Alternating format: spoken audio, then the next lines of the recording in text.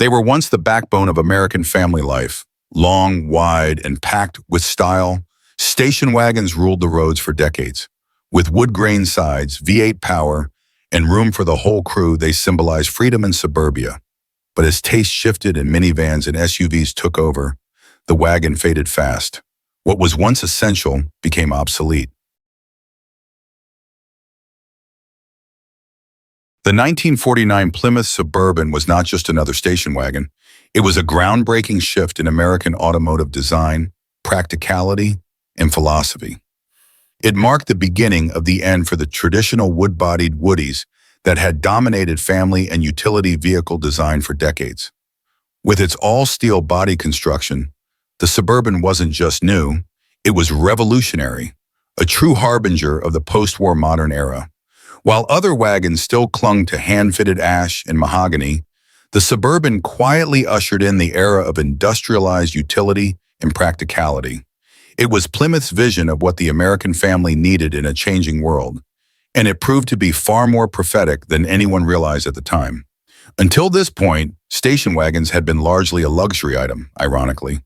The wood-bodied cars were expensive to build, difficult to maintain, prone to weathering, and often produced in smaller quantities. In short, they were prestige vehicles for large families, wealthy resorts, and country clubs.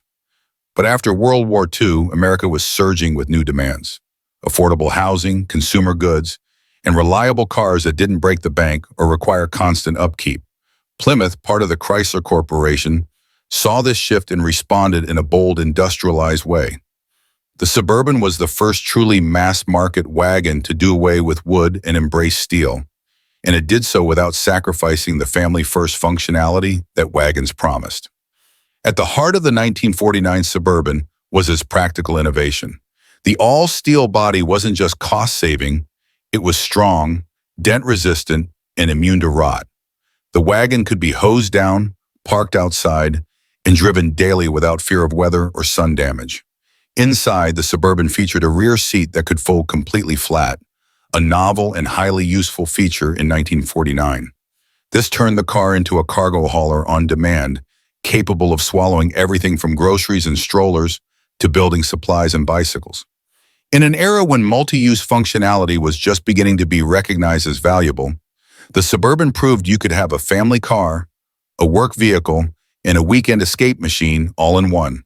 Under the hood, the Suburban was powered by Plymouth's familiar 218 cubic inch flathead inline-six, making a modest but reliable 97 horsepower. It wasn't fast, but it didn't need to be. It was dependable, easy to maintain, and known for long life, exactly what post-war Americans needed in their family cars.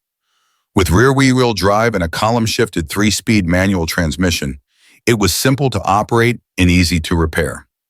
More importantly, the simplicity kept costs down. One of the key reasons the Suburban helped make wagons accessible to middle-class families across the country. Stylistically, the Suburban wasn't flashy, and that was part of its appeal. The body was functional, cleanly styled with the new for 1949 P18 design language, sharing a family resemblance with Plymouth's sedans. Its two-door layout was practical yet unpretentious, with large cargo access and wide rear side windows that gave it an airy, open feel. It wore painted bumpers and hubcaps in its base form, keeping costs low and signaling that this wasn't a car for show, it was for doing. Still, there was an understated elegance to its proportions, a sense of design maturity that elevated it beyond mere utility. In many ways, the 1949 Suburban was an early prototype of the modern minivan or crossover, a do-everything vehicle that prioritized space, ease of use, and family function over style or speed. Yet its impact was quietly enormous. By stripping away the impracticality of wooden bodies and introducing a wagon that could be mass-produced and mass-consumed, Plymouth cracked open a market that would explode in the following 2 decades. By the mid-1950s, nearly every automaker followed suit, introducing all-steel wagons of their own. The Suburban was the blueprint, the mold from which all others would be cast. Despite its importance, the Suburban often gets overlooked in today's classic car circles, partly because it lacks the glamour of convertibles or the brute appeal of muscle cars. Survivors are rare, not because they were too fragile, but because they were too useful. Most were used hard, driven into the ground by growing families and small business owners who valued them for their workhorse versatility.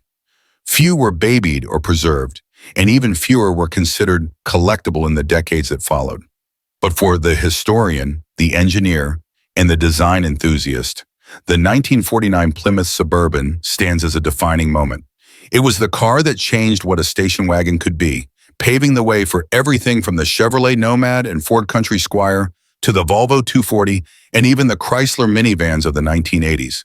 It was a practical revolution wrapped in a modest two-door body, and like many quiet revolutions, the 1955 Chevrolet Bel Air Nomad stands not only as one of the most iconic American station wagons ever built, but also as one of the most daring experiments General Motors ever put on the road.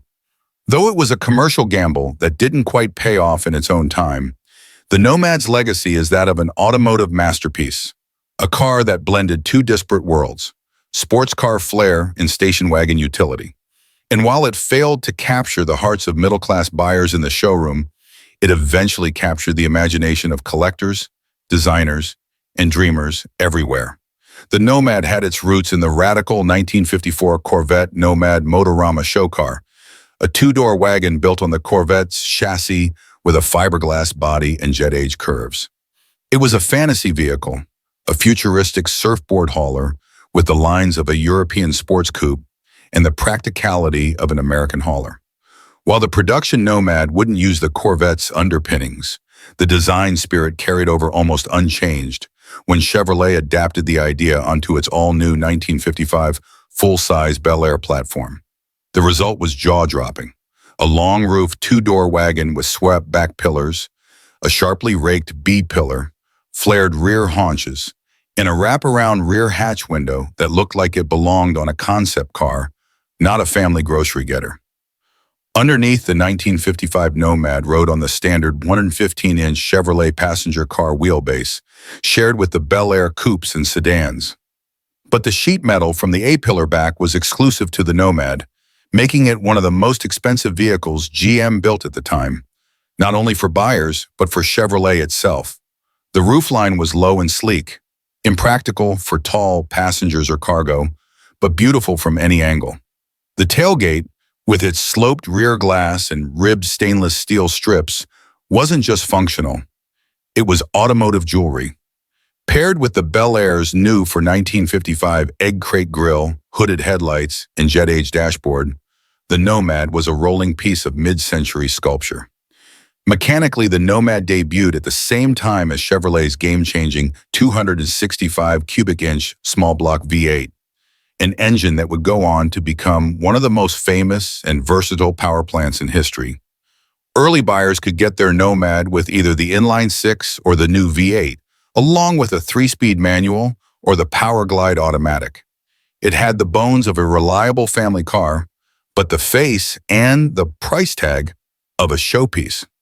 At just over $2,500 in 1955, the Nomad was significantly more expensive than the standard Bel Air sedans and coupes, and only about 8,386 were sold in that first year. The 1956 and 1957 models, while mechanically improved, sold even fewer units, due in part to the price and the impractical two-door configuration. And that, perhaps, is why the Nomad was both a failure and a success.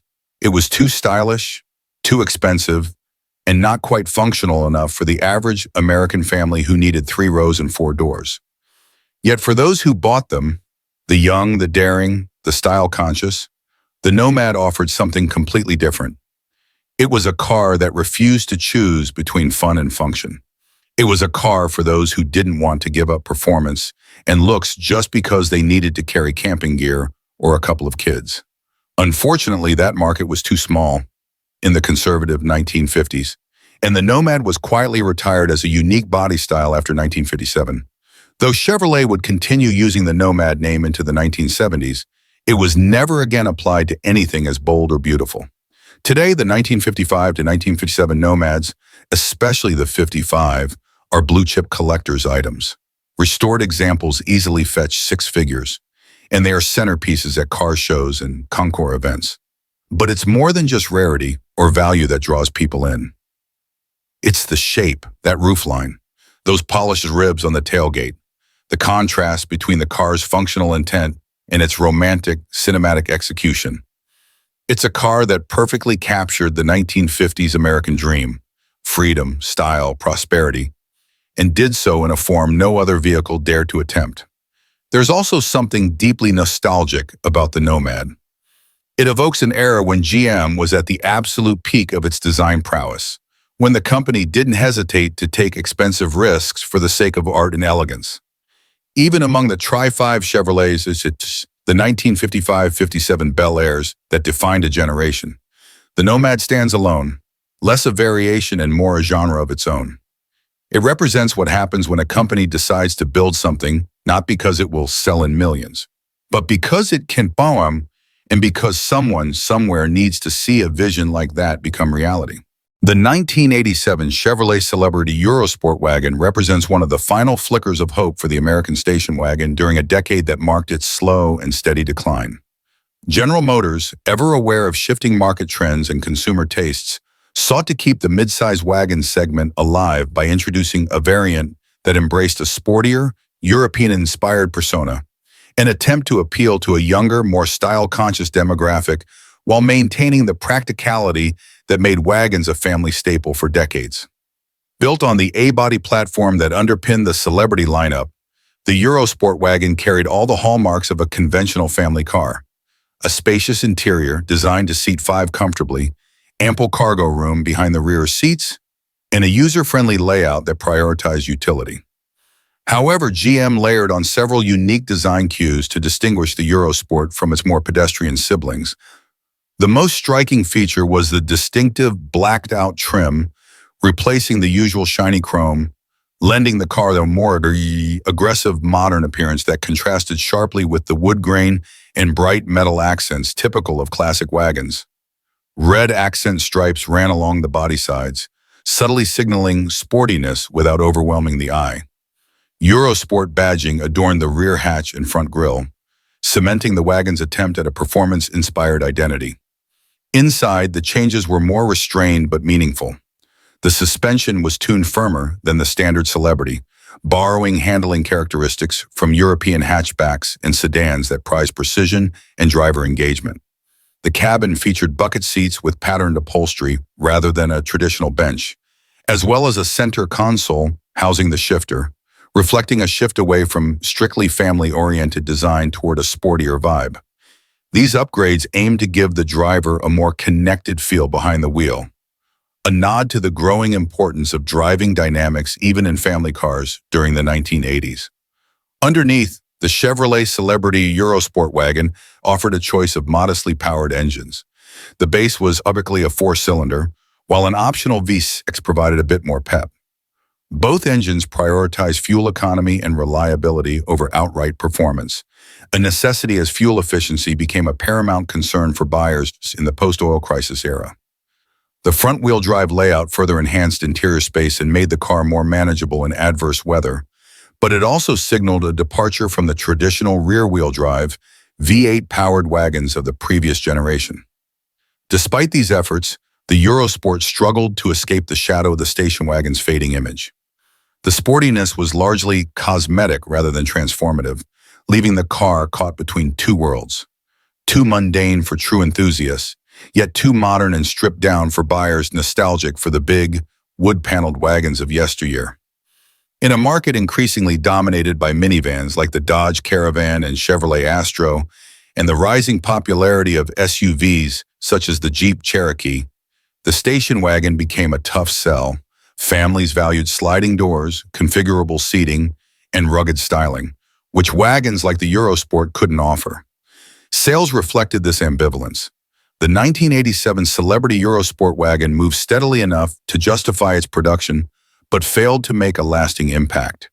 It served as one of the last traditional wagons in GM's lineup before the station wagon's dominance gave way to newer forms of family transportation.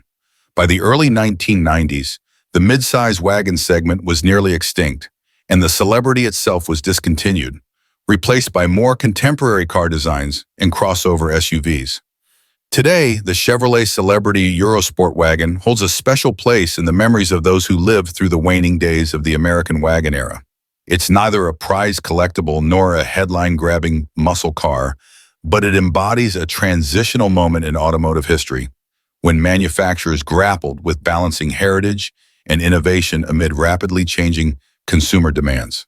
The Eurosport's combination of sporty aesthetics and practical design makes it a curious relic, a family car that dared to dream of being something more, just as the station wagon was quietly slipping away from American roads.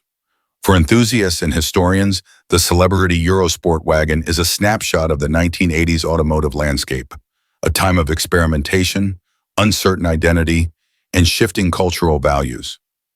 It's a reminder that even when a segment is on the decline, automakers still try to inject passion and personality into their vehicles, even if only for a fleeting moment.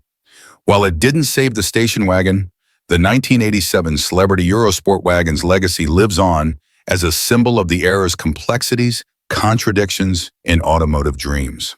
The 1964 Oldsmobile Vista Cruiser was more than just a station wagon. It was a rolling slice of optimism, engineering ingenuity, and mid-century American imagination. At a glance, it might seem like just another long-roof family hauler of the era. But one look at that raised roofline with its dramatic skylight windows revealed something altogether different. This wasn't a car that simply moved families. It inspired them. It turned every road trip into an event, every ride to school into a first-class sightseeing tour, and every suburban driveway into a launch pad for weekend adventures. Introduced as a mid-year model in 1964, the Vista Cruiser shared its platform with the Oldsmobile Cutlass and Buick Sport Wagon, but it stood apart immediately thanks to one of the most distinctive roof treatments ever applied to a production vehicle. Above the second-row passengers, the roof gently rose into a Vista dome, a raised section of sheet metal flanked by four curved, fixed glass panels, with two more above the cargo area.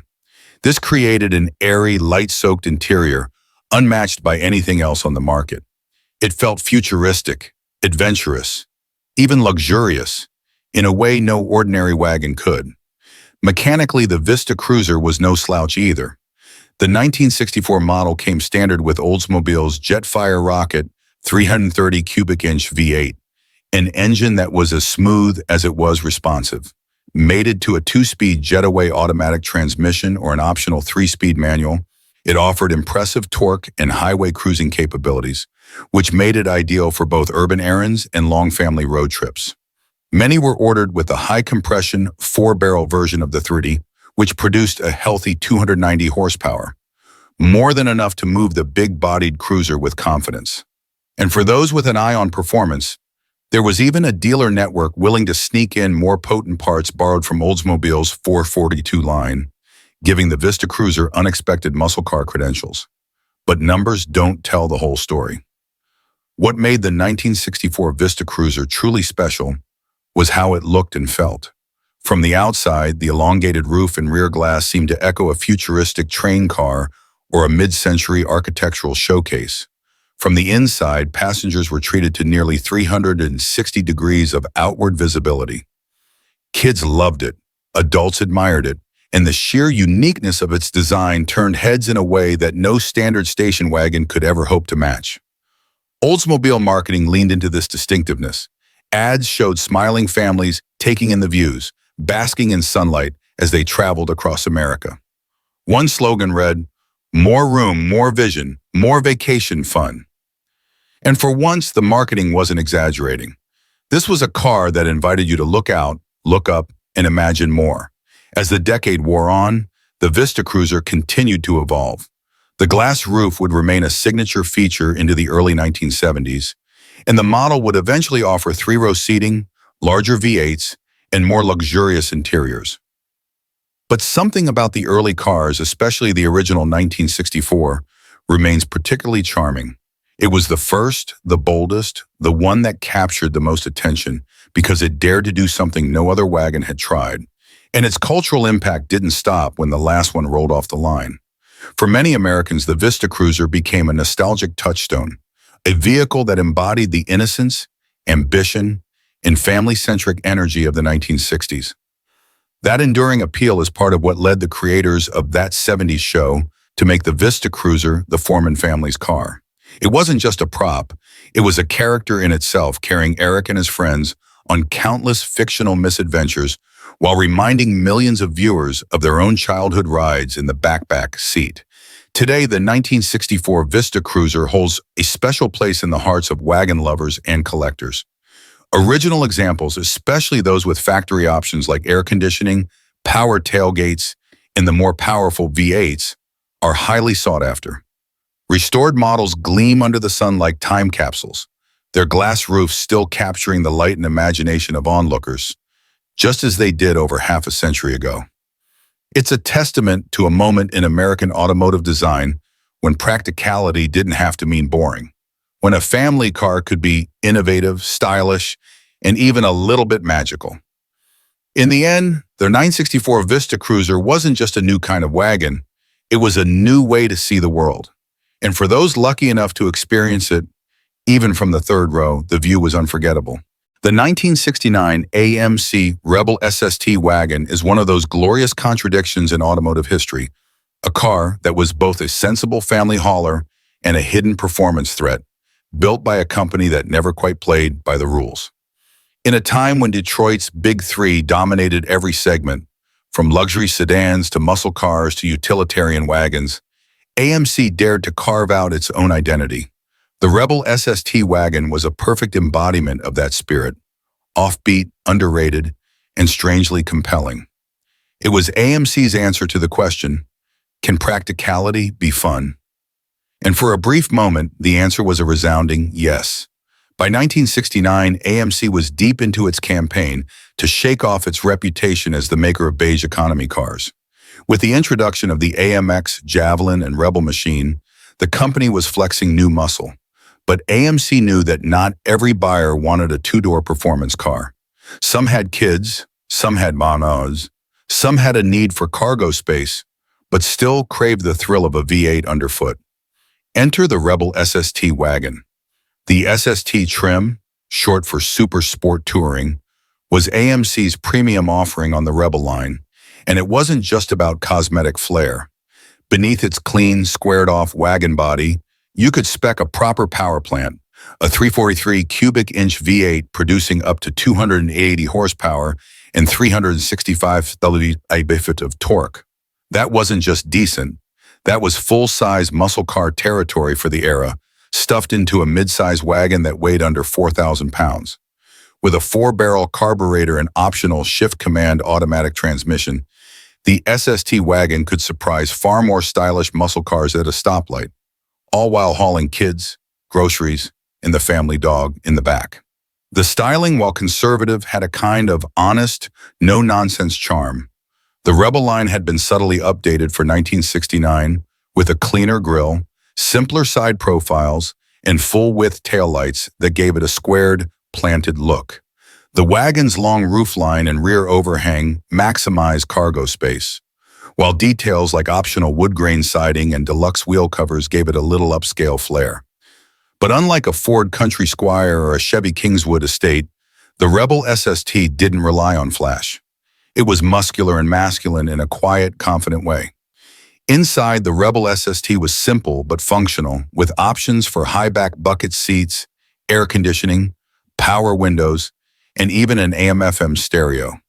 The kind of amenities that were slowly transforming wagons from workhorses into comfortable road trip machines. AMC's interiors were always a little quirky, with odd switchgear and bold color combinations, but that only added to the charm. The SST trim made sure you didn't feel like you were driving something utilitarian, even if you were using it to tow a camper or haul lumber on weekends. What really set the Rebel SST wagon apart, though, was how rare it was. AMC's total production numbers for the Rebel line were modest compared to Ford, GM, or Chrysler. And the SST wagon was a niche within a niche, a sporty, V8-powered, well-optioned midsize wagon from a company with limited dealership reach and a budget smaller than its competitors' advertising departments. In 1969, the car-buying public was already shifting toward performance coupes or full-size wagons. The Rebel SST fell awkwardly in between, and as a result, it vanished quickly from most people's memory. Yet for those who owned one or were lucky enough to inherit one, the Rebel SST wagon was a secret weapon. "It was my dad's car, but it could bark the tires," said one owner in an online forum. "Nobody saw it coming. It just looked like a boxy wagon." And that was precisely the point. The SST didn't need flashy graphics or dual hood scoops to prove itself. It just delivered, mile after practical mile, with a touch of old-school muscle and AMC's unique brand of underdog charm. Today, surviving examples of the 1969 AMC Rebel SST wagon are astonishingly rare. Many were used up, traded in, or rusted away, their value unrecognized until decades later.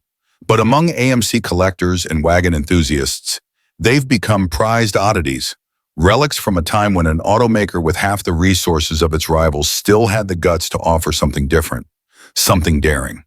The Rebel SST wagon wasn't the fastest wagon of its time.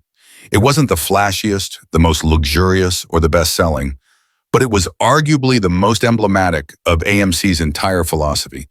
Take what the big guys are doing and give it just enough twist to make it stand out. In a market obsessed with conformity, the Rebel was, quite fittingly, a rebellion. And in wagon form, it was one of the coolest ones you could buy. The 1971 Chevrolet Kingswood estate was not just a station wagon, it was an icon of excess, a rolling monument to peak American automotive indulgence. Imagine a vehicle longer than some yachts, heavier than most pickups, and dressed in enough simulated wood grain to panel a suburban basement. This was Chevrolet's flagship wagon, and in 1971, it represented the absolute zenith of the American family hauler one. Massive, powerful, unapologetically overbuilt, and destined for extinction as the winds of automotive history began to shift. The Kingswood estate was the top-of-the-line full-size Chevrolet wagon, sharing its underpinnings with a luxurious caprice. That meant it didn't just look big, it was big. With a wheelbase of 125 inches and an overall length of over 225 inches, the Kingswood estate dwarfed nearly everything else on the road. At a curb weight pushing 5,200 pounds, when fully loaded, it took real muscle to move this behemoth, and Chevy offered just that, the optional LS5 454 cubic inch big block V8. That engine, rated at 365 horsepower and 465 lb-ft of torque, could shove the Kingswood with surprising authority, especially in an era where many wagons were still content with 6 cylinders or underpowered small blocks.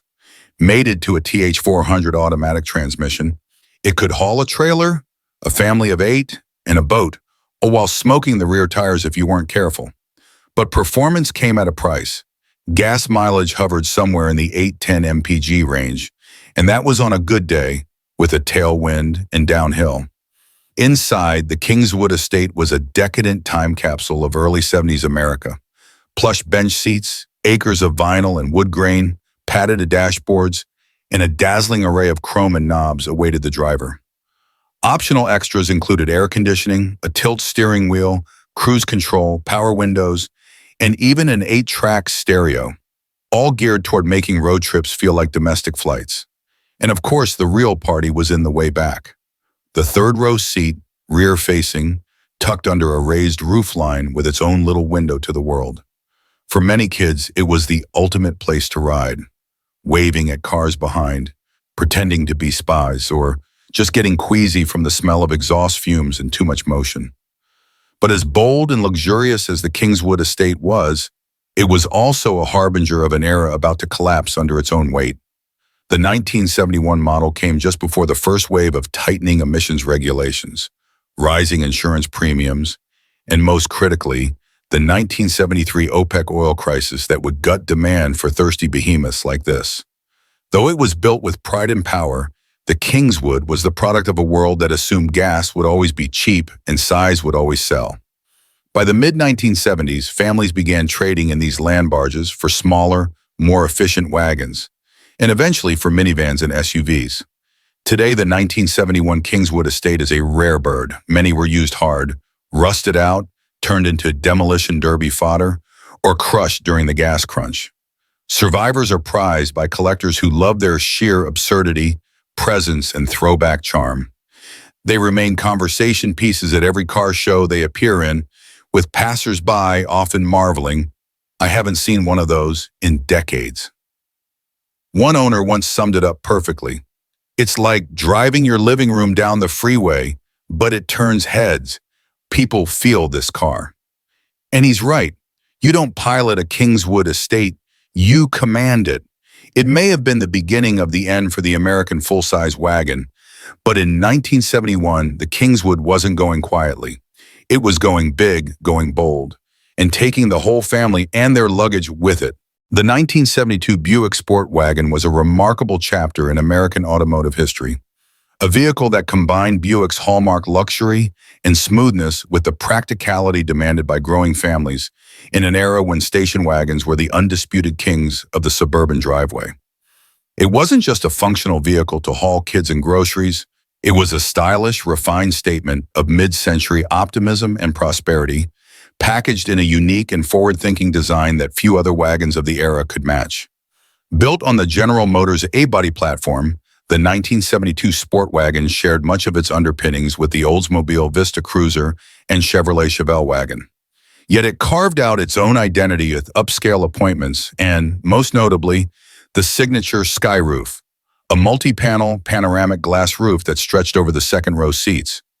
This feature wasn't just an aesthetic flourish, it fundamentally changed the wagon experience.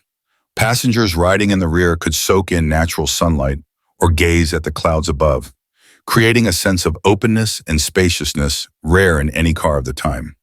In an era before moonroofs and panoramic sunroofs became commonplace, Buick's skyroof was visionary, blending function and style in a way that was both elegant and playful. Under the hood, the 1972 Buick Sport Wagon was no lightweight cruiser. It offered a range of V8 power plants, starting with the 350 cubic inch engine and extending up to the muscular 455 cubic inch big block. The 455 in particular was a torque monster, delivering a commanding presence on the road with its smooth yet potent power. Paired with Buick's 3-speed turbo hydromatic automatic transmission, the Sport Wagon had surprising straight-line performance for such a large vehicle. It was the kind of powertrain that gave families the confidence to merge it onto highways, towboats, or campers, and cruise long distances in serene comfort. Inside, the 1972 Buick Sport Wagon was a showcase of early 70s luxury and thoughtful design. Plush vinyl bench seats with rich textures, thick carpeting, simulated wood grain trim on the dashboard and doors, and chrome accents all created a warm, inviting cabin atmosphere. The interior was spacious enough to accommodate 7 passengers comfortably, thanks to the cleverly designed fold-flat third-row seat hidden in the cargo area, a feature that transformed the Sport Wagon into a true people mover when needed. Luxury touches like air conditioning, power windows, power seats, and an 8-track stereo were optional, but commonly found, underscoring Buick's commitment to comfort and convenience. However, despite its many virtues, the 1972 model year marked the end of the Buick Sport Wagon's run, and not without cause. The early 70s were a tumultuous time for American automakers. Muscle cars were falling out of favor as stricter emissions regulations took effect. Insurance costs on performance vehicles soared, and a cultural shift towards smaller, more fuel-efficient vehicles was underway. The infamous 1973 OPEC oil embargo was just around the corner, soon sending gas prices soaring and turning gas-guzzling giants like the Sport Wagon into anachronisms overnight. Buick, always pragmatic and attuned to market demands, chose to retire the Sport Wagon after 1972, ending the production of one of the most unique and charming wagons of the muscle and luxury wagon era.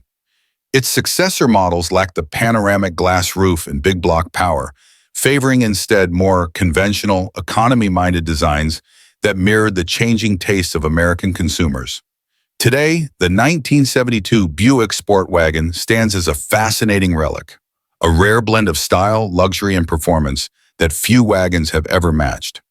Many were lost to rust or scrapped during the economic and fuel crises of the 70s, making survivors increasingly rare and highly prized among classic car enthusiasts and Buick aficionados. Those lucky enough to own restored examples cherish them not only for their distinctive appearance and comfortable ride, but also for the evocative nostalgia they represent. A time when American families could enjoy the best of both worlds, ample space and practicality, married to power and style.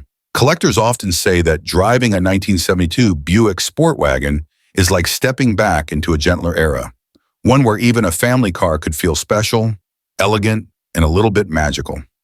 It remains a symbol of Buick's last great wagon experiment, a vehicle that combined the bold optimism of the late 60s with the fading luxury of the early 70s, ultimately becoming a treasured time capsule of a bygone automotive age. The 1972 Buick Sport Wagon truly stands as one of the final great expressions of Buick's mid-century mission, blending upper-middle-class luxury with family practicality, all wrapped up in a design that carried unmistakable style and ambition. This wasn't just another station wagon for hauling the kids or running errands. It was a statement on wheels, long and low, with a sleek profile and a hint of futuristic optimism embedded in its expansive glass panels and soft, inviting vinyl interiors.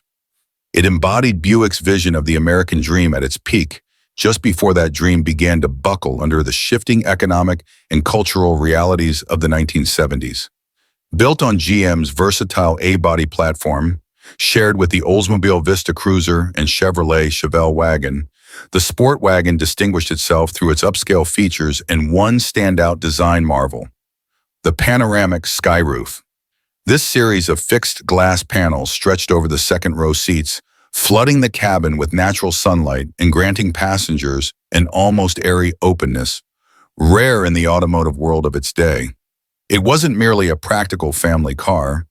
It was more like a rolling sunroom, a glimpse of a brighter, more spacious future, almost like something from a concept car brought to life for everyday use. Underneath that stylish exterior, the Sport Wagon came equipped with Buick's legendary torque-rich V8 engines.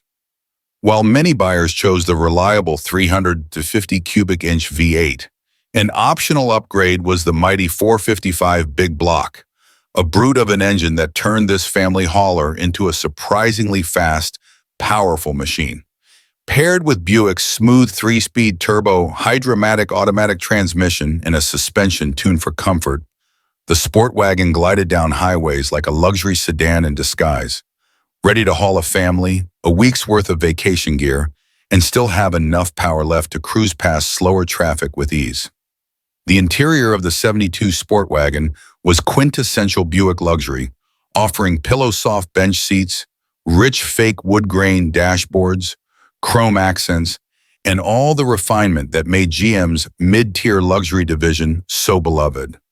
Options like air conditioning, tilt steering, power windows, and a cleverly hidden third-row seat that folded flat into the cargo floor made this wagon incredibly versatile. It was equal parts station wagon, executive cruiser, and suburban Swiss Army knife, perfectly suited for the American family on the go. Yet 1972 marked the end of the Sport Wagon's run, and the reasons for its demise reflected the broader cultural and economic upheavals of the era. The muscle car era was waning, federal emissions regulations were tightening, and the energy crisis was fast approaching, with the 1973 OPEC oil embargo looming large. Consumer tastes were shifting towards smaller, more fuel-efficient vehicles, and with gas prices rising alongside insurance premiums, a 5,000-pound wagon powered by a thirsty V8 suddenly looked like a relic from a more indulgent past.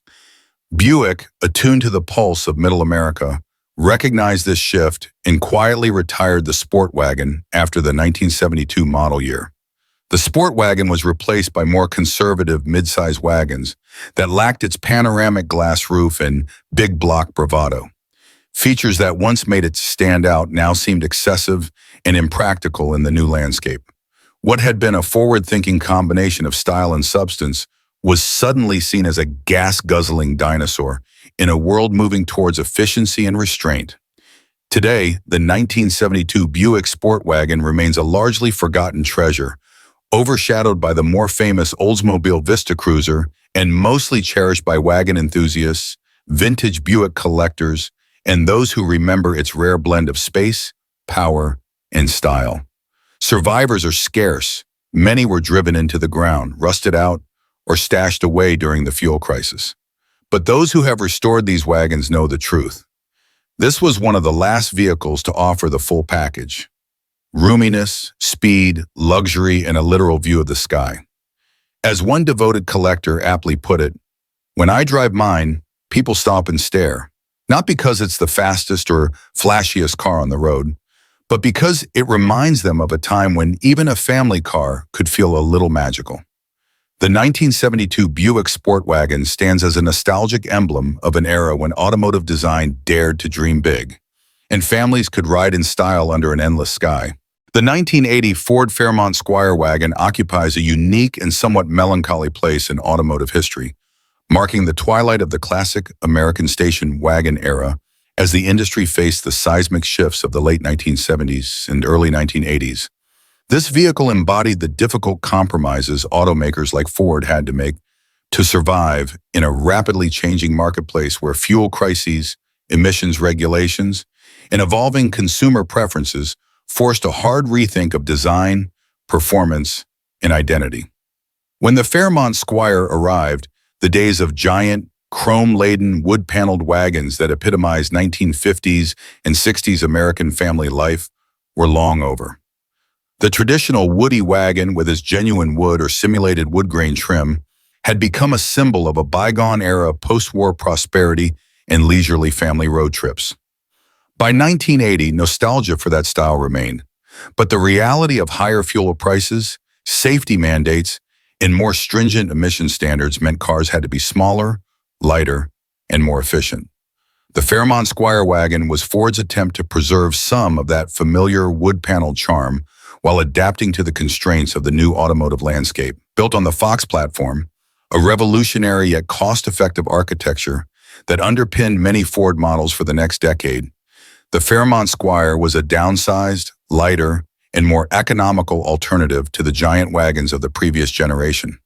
The faux wood paneling was retained as a design flourish, but it was flatter and less prominent, reflecting a subdued attempt to keep a connection to tradition without compromising the vehicle's modern lines and lighter curb weight. This styling echoed a transitional phase. Ford was unwilling to fully abandon its wood-paneled legacy, but also keenly aware that big, gas-guzzling wagons were no longer viable. Underneath, the Fairmont Squire's powertrain options reflected the automotive industry's cautious approach toward efficiency and emissions. Unlike the muscle car era's burly V8 engines, the 1980 Squire was most commonly equipped with modest inline-4 or inline-6 engines, which, while more economical, lacked the power and character that earlier wagon owners had come to expect. This practical shift was a necessity, but it stripped away much of the excitement and personality that made station wagons into more than just family haulers in decades past. The Fairmont Squire was more commuter car than weekend cruiser.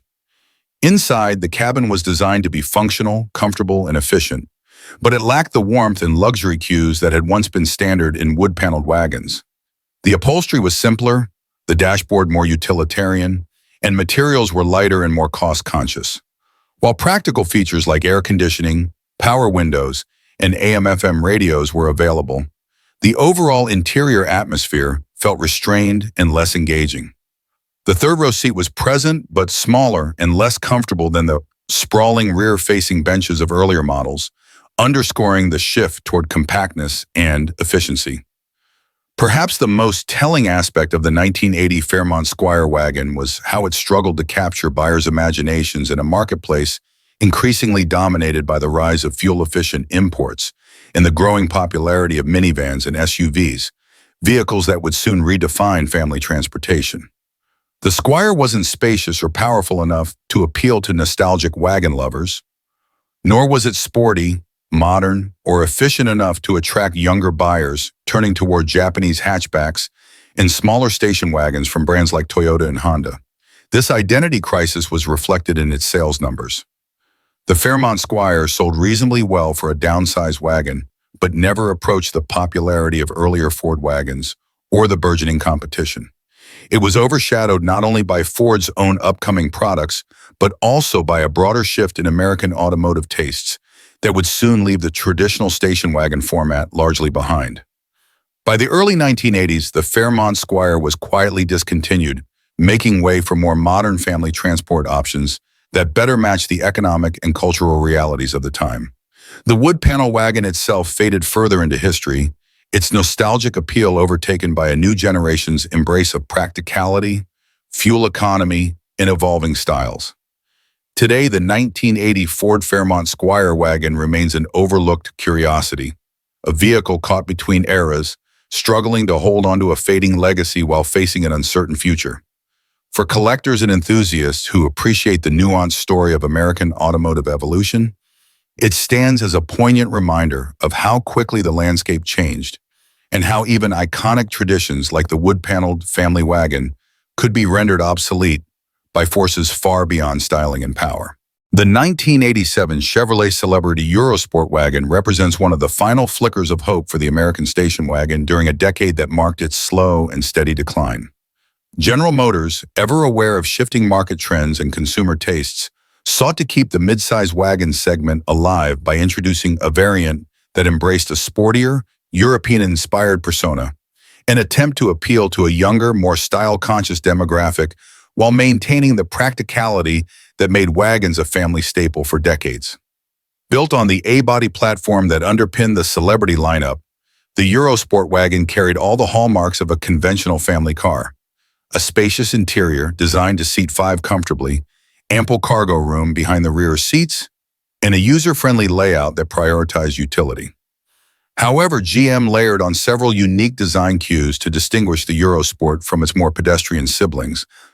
The most striking feature was the distinctive blacked-out trim, replacing the usual shiny chrome, lending the car the more aggressive modern appearance that contrasted sharply with the wood grain and bright metal accents typical of classic wagons.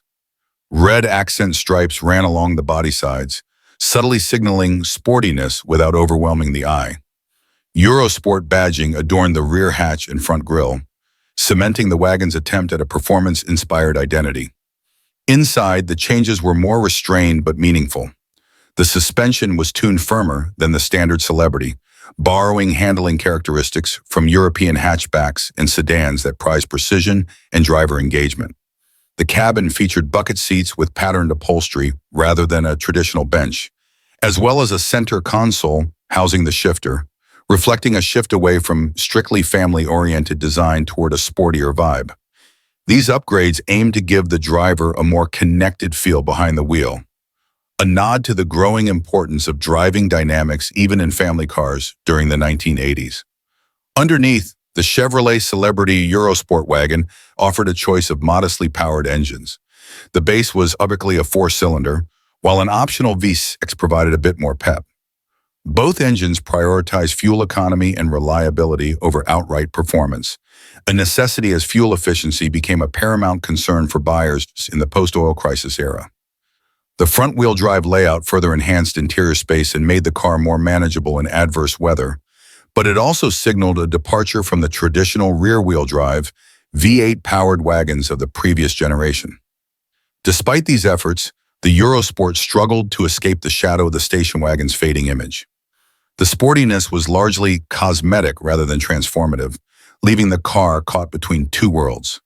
Too mundane for true enthusiasts, yet too modern and stripped down for buyers nostalgic for the big, wood-paneled wagons of yesteryear.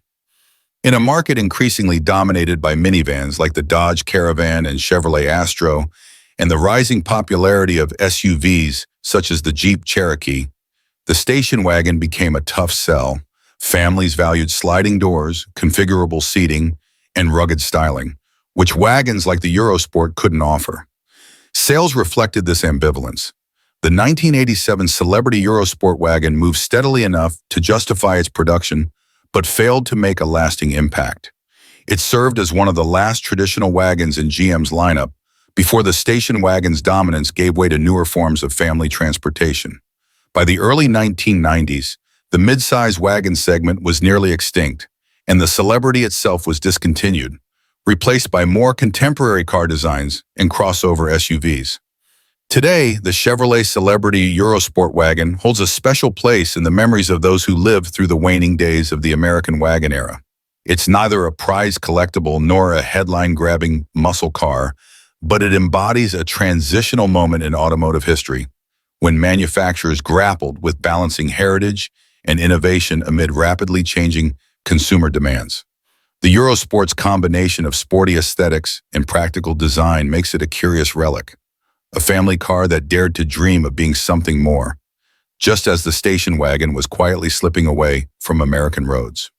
For enthusiasts and historians, the celebrity Eurosport wagon is a snapshot of the 1980s automotive landscape, a time of experimentation, uncertain identity, and shifting cultural values.